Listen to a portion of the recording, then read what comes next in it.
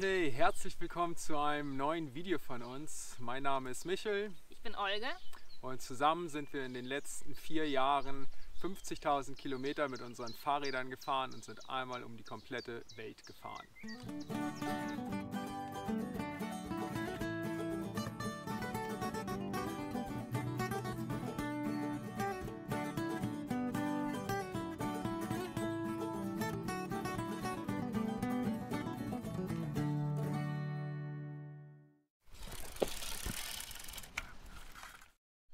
In unserem heutigen Video wollen wir euch einmal unsere Lieblingsausrüstungsgegenstände zeigen. Ein paar besondere Dinge, die wir dabei haben. Wir haben uns ein paar Sachen ausgesucht, war nicht ganz so leicht, aber ich glaube, wir haben ein paar schöne Sachen gefunden. Ein Video zu unserer kompletten Ausrüstung haben wir vor 2 Jahren schon mal gemacht. Das verlinken wir auch noch mal unten in der Videobeschreibung. In den letzten 2 Jahren hat sich natürlich ein bisschen was verändert.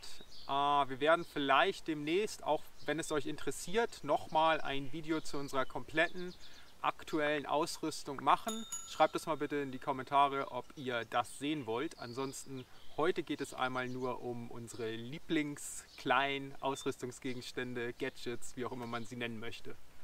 Aber die Sachen, die wir jetzt zeigen, sind natürlich für eine langere Reise mehr oder weniger gedacht, weil es sind besondere Sachen oder mehr Luxusgegenstände auch für uns. Sind zum Teil schwierige, große, kleine, aber zum Teil sehr notwendige Sachen, zum Teil weniger notwendige Sachen für alle anderen. Aber für uns in der letzten Zeit hat es sich so rauskristallisiert, dass es die Sachen, die wir auf jeden Fall auf unserer Reise brauchen. Das erste, das sind unsere Campingstühle. Die haben wir vor einem Jahr in Thailand gekauft und seitdem wissen wir gar nicht, wie wir ohne sie davor auskamen.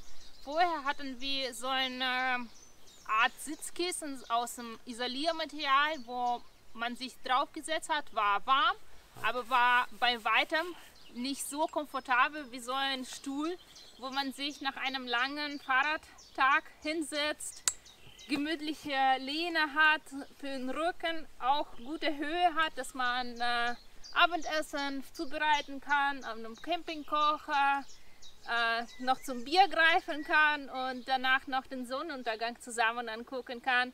Ohne sie können wir uns nicht mehr die Reise vorstellen. Gut, die nächste Sache, ja, jetzt nicht so was Besonderes, also werden wahrscheinlich viele dabei haben, aber wir können uns eine Reise ohne unseren E-Book Reader überhaupt nicht mehr vorstellen. Also abends im Zelt ein Buch zu lesen und ja, auf diesem kleinen Gerät halt tausende von Büchern zu haben oder halt auch Zugriff auf jedes Buch der Welt zu haben im Endeffekt, ist einfach ja, absolut unglaublich und wir können es uns nicht vorstellen, ohne diesem kleinen schönen Ding weiterzureisen. Ja, im krassen Kontrast dazu mein Tagebuch oder ich glaube Tagebuch mit Nummer 3 mittlerweile. Also ich habe auf unserer gesamten Reise jeden Tag Tagebuch geführt und habe ja, unsere Erlebnisse niedergeschrieben, habe auch intensiv Statistik geführt, jeden Tag aufgeschrieben, wie das Wetter war, wo wir übernachtet haben, wie viel Geld wir ausgegeben haben, wofür wir das Geld ausgegeben haben, wie viele Kilometer wir gefahren sind und so weiter. Eine ganz tolle Sache und das hat mir auch immer jeden Tag, das gehört auch immer jeden Tag zu meiner Morgenroutine dazu, das Tagebuch zu schreiben. Ja, würde ich auch echt in der Form nicht missen wollen. Was ich jetzt gerade neu habe, was ich jetzt einmal ausprobieren möchte, ist dieses schöne Buch hier, das 6-Minuten-Tagebuch. Ja, das ist auch ein Tagebuch, wie der Name schon sagt, und man soll jeden Tag 6 Minuten dafür investieren, 3 Minuten morgens und 3 Minuten abends. Und es ist ein Tagebuch, was einem so ein bisschen dabei helfen soll, seine Dankbarkeit und positive Selbstbekräftigung und Effizienz und ja, das Glück einfach, sage ich mal im Endeffekt, das persönliche Glück einfach noch weiter zu fördern und noch mehr hervorzubringen. Und also so sieht das Ganze hier aus. Das sind halt so vorgefertigte Fragen, die man dann jeden Tag quasi einmal morgens und einmal abends beantwortet. Und das Ganze geht ungefähr ja, über einen Zeitraum von einem halben Jahr. Und ja, ich habe jetzt gerade gestern damit angefangen. Ich bin gespannt, ich werde es jetzt einfach mal ausprobieren und mal gucken, was es zu bieten hat. Ja, ich bin gespannt, da freue ich mich auf jeden Fall auch drauf. Okay, der nächste Gegenstand ist eine Thermokanne. Und zwar, die haben wir auch seit Thailand, glaube ich, Ja. seit einem Jahr. Und wir wissen auch nicht, wieso wir das davor nicht hatten. Und zwar ist perfekt. Es ist ungefähr knappe Liter. Und da kann man heißes Wasser abfüllen. Dann, wenn es kalt ist, sich aufwärmen, Tee trinken. Wir kochen auch oft abends heißes Wasser und dann stehen wir auf und dann haben wir gleich zum Aufstehen schon ein heißes Kaffee. Sehr, sehr cool, sehr, sehr nett, aber ist auch, wenn man in wärmeren Gebieten unterwegs ist auch richtig gut, wenn man morgens früh das kalte Wasser abgefüllt hat und dann tagsüber fährt und in alle anderen Flaschen ist das Wasser schon brühend heiß und hier da drin ist es immer noch genau so kalt und erfrischend, wie das morgens früh war. Und das ist so gut. So, das sind ja, Kopfhörer. Mittlerweile irgendwie so eine moderne kabellose Variante mit Bluetooth und so weiter. Die habe ich jetzt auch relativ neu. Also vorher hatte ich auch immer Kopfhörer mit normal Kabel. Und halt, also ich höre beim Fahrradfahren halt super gerne Hörbücher. Und ich hatte halt immer ja, Kopfhörer mit Kabel. Und beim Fahrradfahren war das manchmal schon irgendwie nervig, weil das Telefon dann vorne in der Lenkertasche ist und man dann irgendwie absteigt und so weiter und man das dann vergisst und so weiter und dann reißt man da irgendwie alles raus und was weiß ich. Und ja, jetzt habe ich halt diese kabellosen Dinger und ja, die stöpselst du dir einfach so ins Ohr und verbindest dich halt per Bluetooth. Also zum Fahrradfahren sind die halt richtig cool. Und das hier sind halt irgendwelche billigen China-Dinger, sage ich mal. Also die sind auch nicht so teuer. Die haben halt, ich weiß nicht, ich glaube 40 Euro oder sowas gekostet. Und die habe ich jetzt seit ja, ein paar Monaten schon irgendwie doch im Dauereinsatz. Also bis jetzt funktionieren sie noch. Ja, coole Sache. Also ja, Kopfhörer, egal ob diese kabellosen oder mit Kabel, halt absolut notwendig für mich, weil ja, also ich liebe es, Hörbücher zu hören, während wir Fahrrad fahren. Und ab und an stöpselt sie sich an und hört gar nicht mehr, was ich ihm erzähle. Vielleicht mag das auch. Vielleicht. Ja. Okay. Weitere Sachen sind die Mailsachen, ohne die ich auch mir nicht mehr vorstellen kann zu reisen. Es ist auch ein Teil von dem Alltag geworden, ab und an schöne Momente oder witzige Situationen in so eine Art Illustration zusammenzufassen, finde ich echt ganz schön. Einfach, wenn wir Pause machen unter einem Baum, Michael stöpselt sich an, hört sein Hörbuch und ich male, es ist sehr schön. Und ich habe schon so viele Bilder auf der Reise gemalt, ich habe es vor kurzem die in ein Fotoalbum gestellt. Es macht Spaß, das alles nochmal durchzublättern und nochmal durchzuerleben. Das ist das Buch, das ist voll mit Illustrationen von Olga. Einfach mal hier irgendwo aufgeschlagen.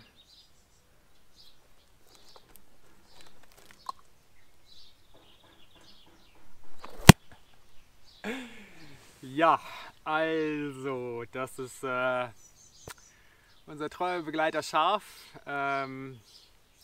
Die Leute, die auch schon ja, viele Videos, sage ich mal, von uns gesehen haben, die werden ihn wahrscheinlich schon ab und an mal gesehen haben. So ab und an taucht er mal in den Videos auf, nicht so oft, aber er ist auf jeden Fall immer mit dabei. Also ja, er ist seit Anfang der Reise treues Mitglied unserer Fahrradgruppe und ja, also eigentlich ist er ursprünglich so eine Art Kissen, sage ich mal. So ein Reisekissen. So ein Nackenteil, genau, sowas. So. Aber ja, mittlerweile ist er doch dann irgendwie auch so ein Freund, ein Kumpane von uns geworden und man kann ihm Sachen erzählen, die vielleicht ja, nicht so gut funktioniert haben und er hat dann auch irgendwie öfters Schuld an irgendwelchen Sachen, die dann auch nicht funktioniert haben und so. Der macht immer viel Blödsinn und so weiter und ja, irgendwie ist es auch toll, irgendwie noch so eine dritte Person. Neutrale Person zu haben, die einem zuhört und einen nicht verurteilt oder beurteilt, sondern einfach nur zuhört. Und auch als Kissen. Ja, und ich nutze ihn auch es ist mein Kissen, ja, das muss man schon sagen. Ab und an kommt er mal zu Olga, ja, aber meistens habe ich ihn dann doch als Kissen so. Ja, wunderbar. Zum Thema Kissen, wir haben solche praktische Packsäcke, wo unsere Klamotten eingepackt sind. Wir haben 4 Stück davon, 2 in so einer Größe und 2 in so einer kleineren Größe. Da sind alle unsere Klamotten drin, die gut durchsortiert sind. 2 Säcke sind von Michael, 2 Säcke sind von mir. In einem sind wärmere Sachen, in anderem sind für Sommersachen. Ist auf jeden Fall eine coole Sache. Sie sind gut sortiert, man weiß, wo was liegt. Aber ist auch gleichzeitig unser Kissen. Ja, vor allem, also auch. Vor allem. Also ja, Schaf ist so eine nette Ergänzung so, aber also die Teile sind schon wirklich. Ja, also das sind wirklich unsere richtigen Kissen. So. Die nutzen wir jede Nacht ja, als Kopfkissen. Sind halt schön weich, sind deine Klamotten und du brauchst halt kein zusätzliches Volumen für ein Kissen oder sowas und hast morgens direkt deine Sachen zum Anziehen auch da. Ja. Perfekt, finde ich richtig gut. Die sind super, ja. Falsch rum. Ganz schön groß die Welt.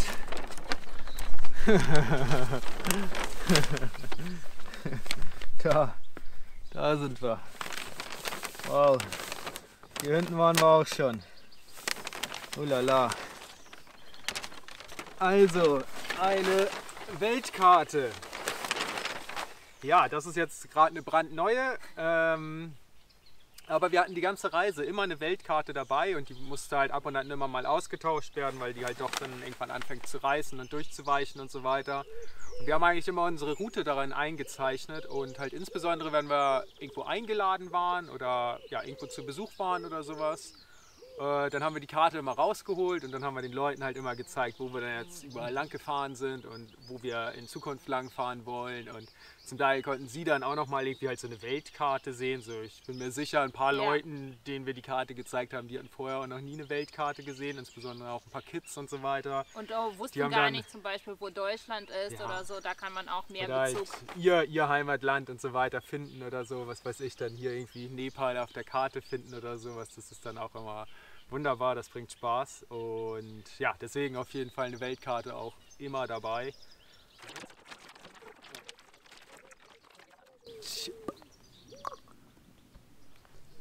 Gut, das machen wir einmal in einem Abstreich hier oder halt auch so ein bisschen stellvertretend für unser Werkzeug, was wir so dabei haben.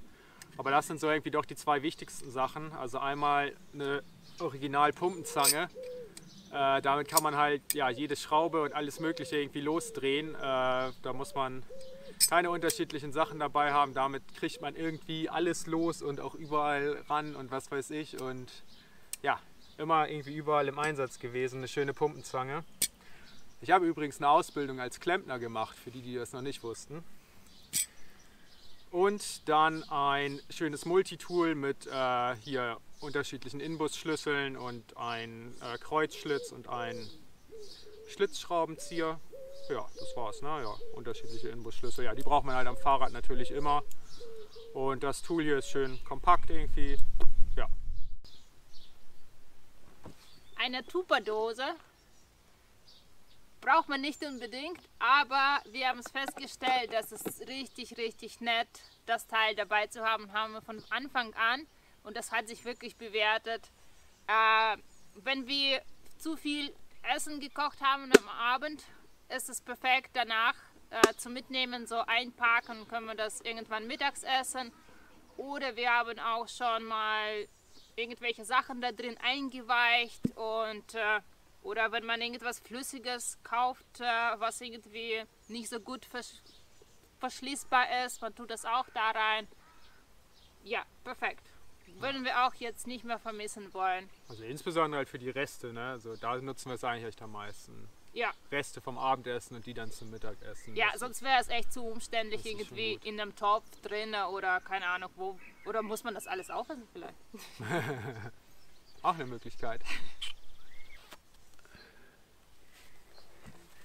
Ja, also okay, 2 Sachen. Zum einen unser Solarpanel. Und mit Zusatz mit Schutz. Klopapier. Ja, genau, die ist Reserve-Klopapier, sehr gut.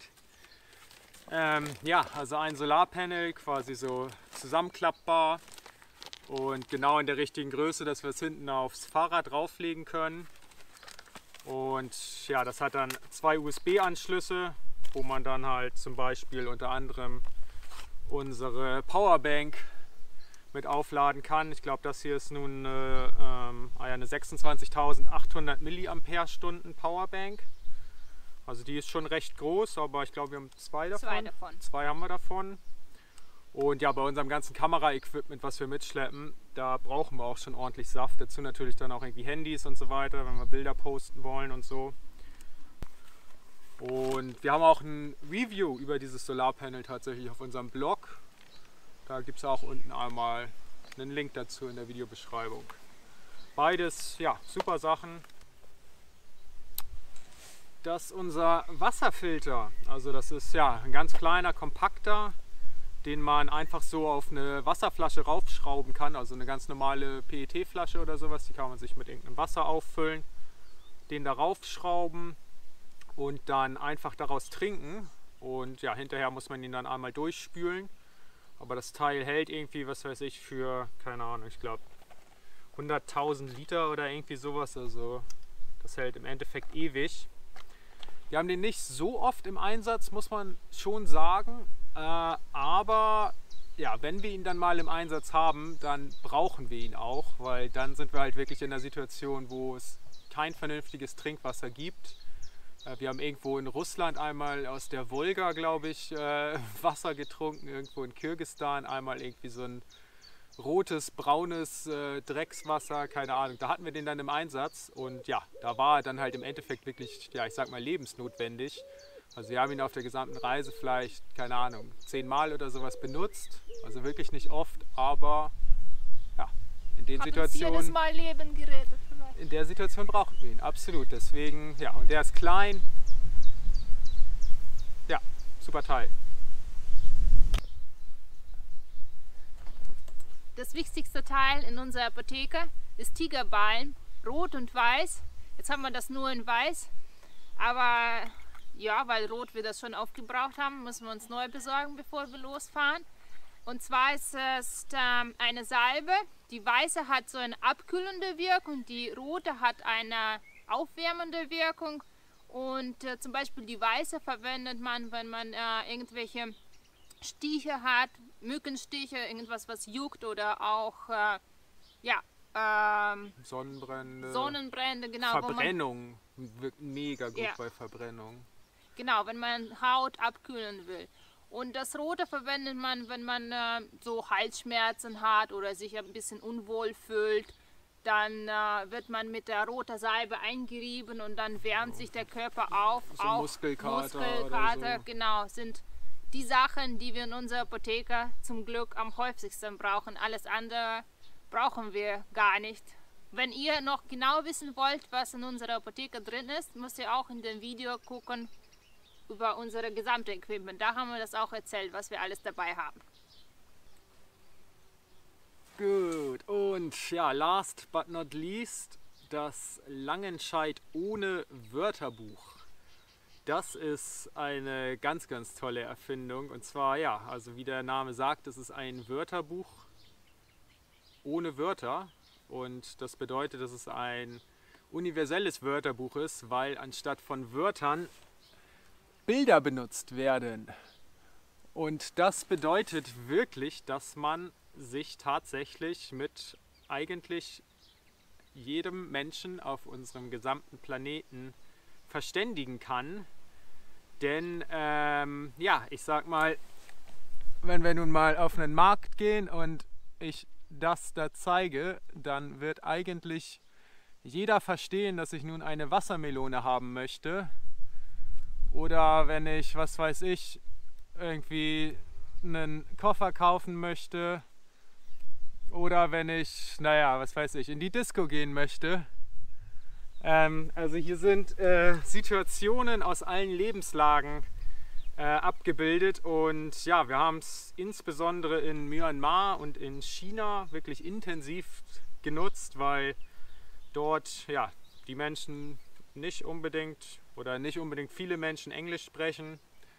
Und da ist sowas dann halt absolut perfekt, wenn man dann halt keine Lust hat, selber irgendwie Burmesisch oder Chinesisch zu lernen. Obwohl das natürlich auch Spaß bringt, aber ja, für schwierigere Sachen ist es dann halt doch recht zeitintensiv und dafür ist so eine Geschichte hier halt wirklich absolut unschlagbar. Ja, das war jetzt einmal ein Überblick irgendwie über ja, so ein paar Dinge, die wir uns jetzt rausgesucht haben, die wir jetzt einfach mal als unsere absoluten Lieblingsausrüstungsgegenstände betitelt haben. Vielleicht haben wir irgendwas vergessen, vielleicht hätten wir noch irgendwas ausgetauscht oder sowas, aber ich denke, es gibt eine ganz gute Übersicht. Und wie gesagt, wenn ihr unser gesamtes Equipment sehen wollt, gibt es auf unserem Blog eine Liste, wo wir alle unsere Ausrüstungsgegenstände einmal aufgelistet haben. Es gibt ein Video und wenn ihr wollt, machen wir dazu auch nochmal ein aktuelles Video, wo wir alles nochmal genau zeigen. Und ja, schreibt doch unbedingt mal auch in die Kommentare, das interessiert uns natürlich auch, da können wir unser Equipment halt auch noch ein bisschen optimieren, was denn deine absoluten Must-Have-Lieblingsgegenstände sind, die auf absolut keiner Radreise fehlen dürfen. Darüber würden wir uns sehr freuen, das interessiert uns.